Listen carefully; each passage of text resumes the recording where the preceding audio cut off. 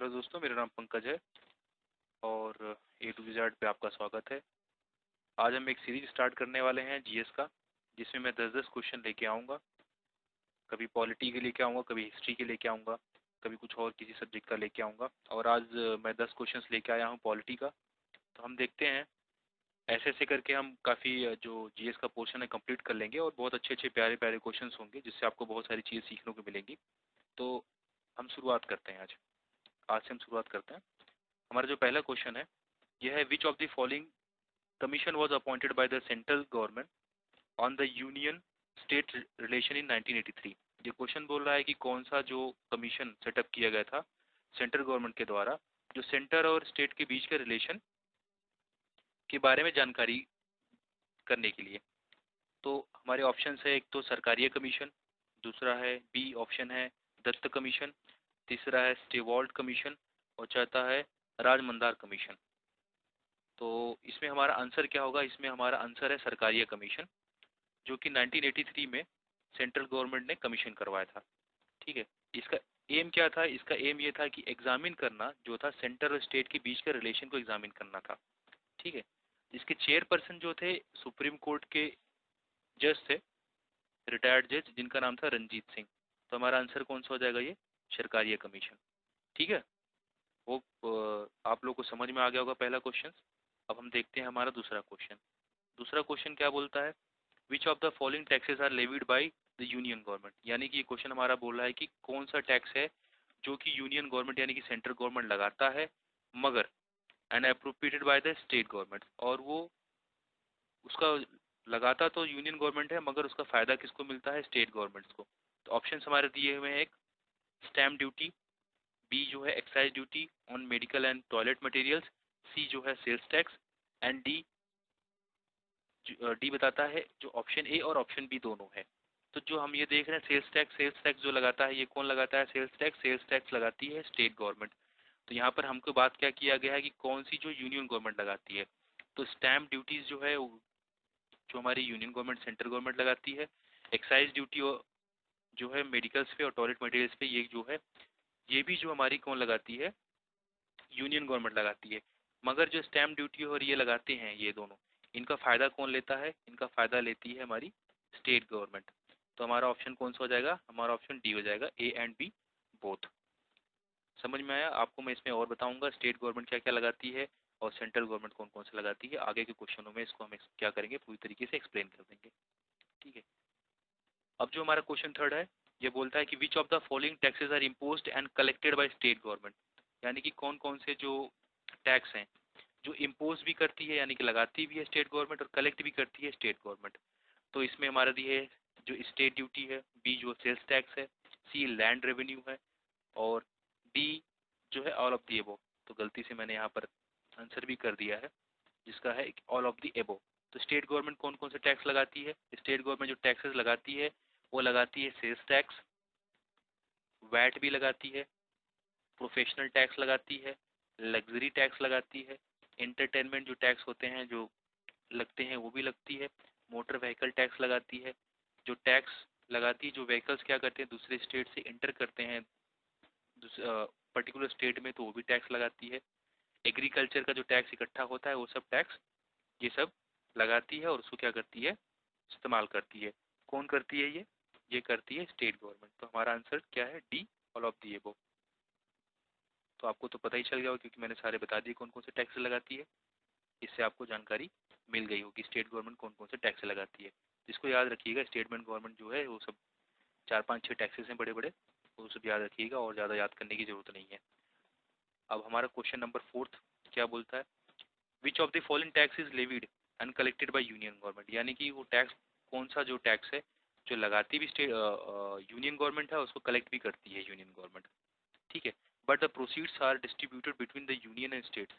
मतलब क्या होती है, जो आते हैं टैक्सेस कलेक्ट होके, उसको प्रोसीड्स जो होता है इकट्ठा जो होता है उसको सबको यूनियन गवर्नमेंट में और स्टेट गवर्नमेंट में क्या कर दिया? डिस्ट्रीब्यूट कर दिया जाता है। तो इसमें ऑप्शंस क्या है? एक सेल्स टैक्स है, बी इनकम टैक्स है, सी स्टेट ड्यूटी है, और डी जो है लैंड रेवेन्यू है। तो हमारा सही आंसर क्या होगा इसमें? हमारा सही आंसर जो पहले इसको जानने के पहले जो है हम जानेंगे कि पहले हम ये जानेंगे कि ये जो टैक्सेस हैं कौन कौन, जैसे इनकम टैक्स है। इनकम टैक्स एक्ट आया था 1961 में, ठीक है। और इनकम टैक्स क्या करते हैं हम, इनकम टैक्स जो एक्ट आया 1961 में, इसको तो लगाती तो यूनियन गवर्नमेंट है।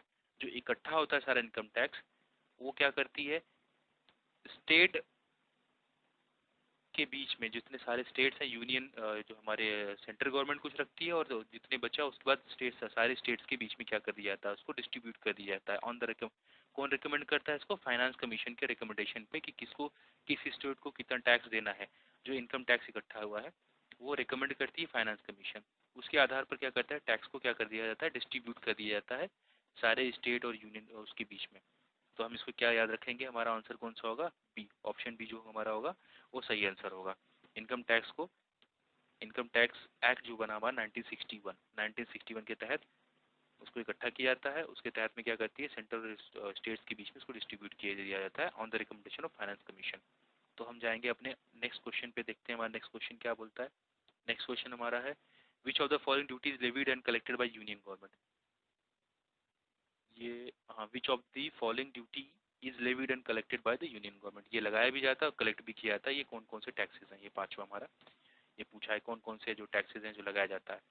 तो इसको हमको जानना है, जो कस्टम ड्यूटी हो गई, बी जो एक्साइज ड्यूटी हो गई, सी स्टेट ड्यूटी हो गई, D all of the above. तो इसका हमारा आंसर कौन सा होगा, यह इसमें हमारा आंसर होगा ऑप्शन डी, ऑप्शन डी। इसको हमको जानना जरूरी है कि कौन कौन से टैक्सेस जो है हमारी सेंट्रल गवर्नमेंट लगाती है। तो जो टैक्सेस जो होते हैं जो सेंट्रल गवर्नमेंट वो होते हैं, जैसे इनकम टैक्स हो गया, ये हमारी सेंट्रल गवर्नमेंट लगाती है। वेल्थ टैक्स हो गई, ये लगाती है। कॉरपोरेशन टैक्स हो गई, ये लगाती है हमारी सेंट्रल गवर्नमेंट। एक्साइज ड्यूटी जो होती है, कस्टम ड्यूटी होती है, ठीक है। ये जितने भी डायरेक्ट टैक्सेस होते हैं, सारे डायरेक्ट टैक्सेस जो है वो कौन लगाती है, सारे डायरेक्ट टैक्सेस जो लगाती है हमारी यूनियन गवर्नमेंट लगाती है। और कुछ इनडायरेक्ट टैक्सेस हैं, जैसे जो जीएसटी के तहत आते हैं, उसको भी कौन लगाती है, जब से जीएसटी आया तब से इनडायरेक्ट टैक्सेस है कुछ, वो लगाती है, उसको भी इंक्लूड कर लिया गया। तो यानी कि जितने भी डायरेक्ट टैक्सेस हो गए वो सब कौन लगाती है, सेंट्रल गवर्नमेंट, ठीक है। होप आपको ये समझ में आ गया होगा। तो हम चलते हैं अगले क्वेश्चंस पे।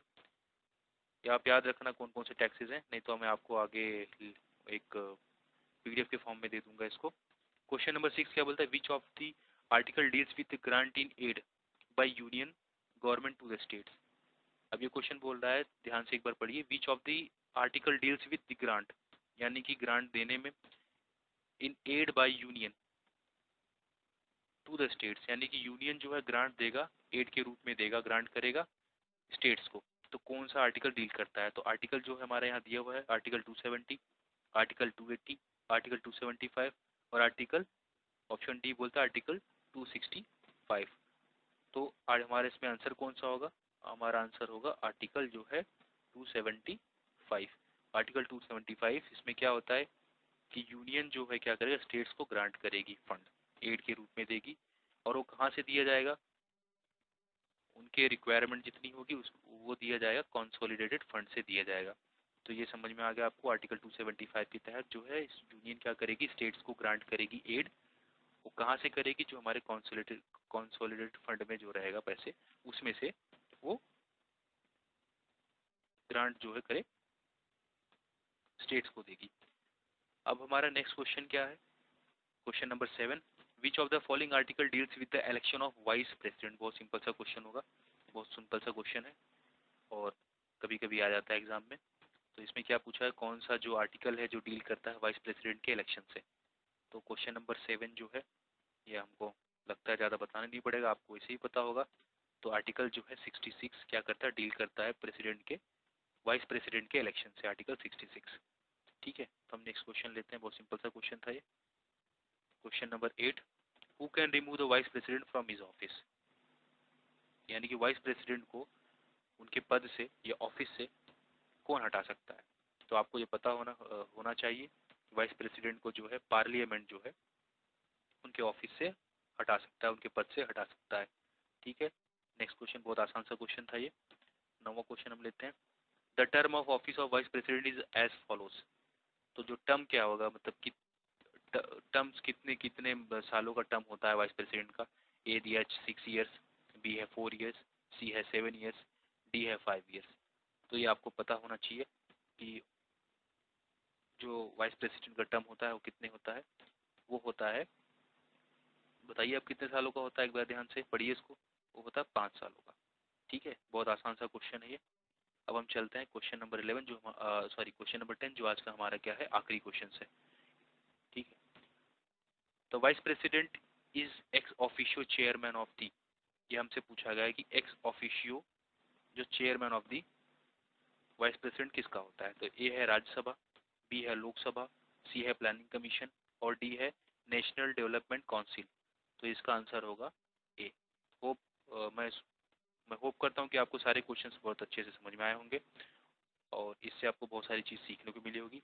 और इसी तरीके से हम क्या करेंगे, नए नए टॉपिक्स लेके आएंगे, 10-10 क्वेश्चन करके या 15-15 क्वेश्चन करके एक सीरीज लाएंगे, जिससे आपको धीरे धीरे क्या होगा, एक एक टॉपिक कवर हो जाएगा और आपको अच्छे मार्क्स मिलेंगे इसमें और आपकी तैयारी हो जाएगी। ठीक, तो आज के लिए इतना ही और लाइक शेयर सब्सक्राइब करना ना भूलें अगर आपको ये पसंद आया हो। थैंक यू, धन्यवाद। जय हिंद, जय भारत।